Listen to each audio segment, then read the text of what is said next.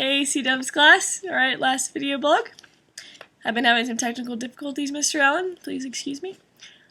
Okay, so the first question is, what factors play a role in whether or not a parent will be involved in monitoring teens' online media use? And from my opinion, what forms I think are most useful and least useful.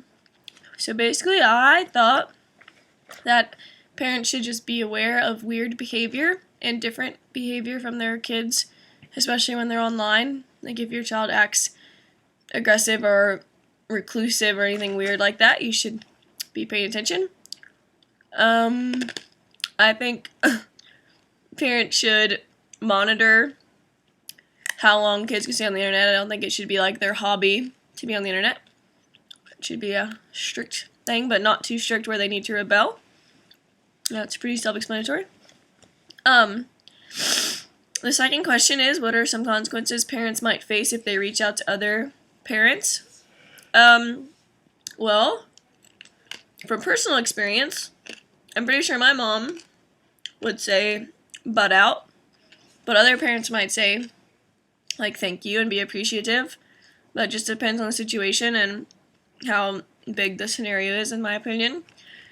I think either people can react in a good way and be, like, thankful for that person, or they can just be completely baffled that someone would try and get in on their parenting skills. So either way, you never know. And I think the kids in the picture would feel kind of strange having like all these adults talk about them.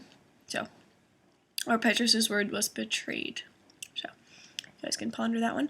Next question is, why might someone be attracted to dangerous or unhealthy sites? And why might someone want to create these? Well, personally, I think people that go on these sites are just as sick as people that create them. So, that's my opinion. I think people that go on sites like chat rooms, like chat roulette, it's like the #1 thing around here to do apparently. They're kind of just like looking for attention, and like, I don't know why you would do that, but to each their own.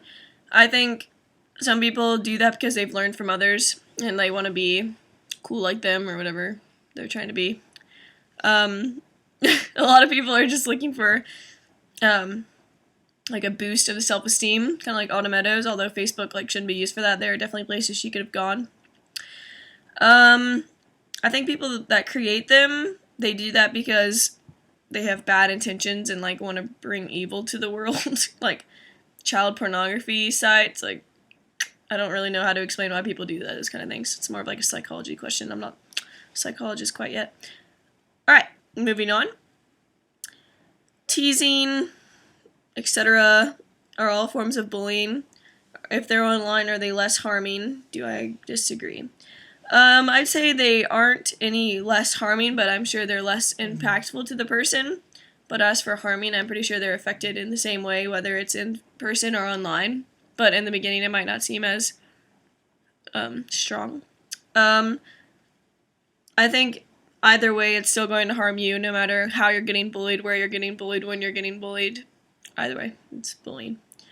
Okay, so completing the unit, the first question is online a separate place teens go, or is it part of their persona?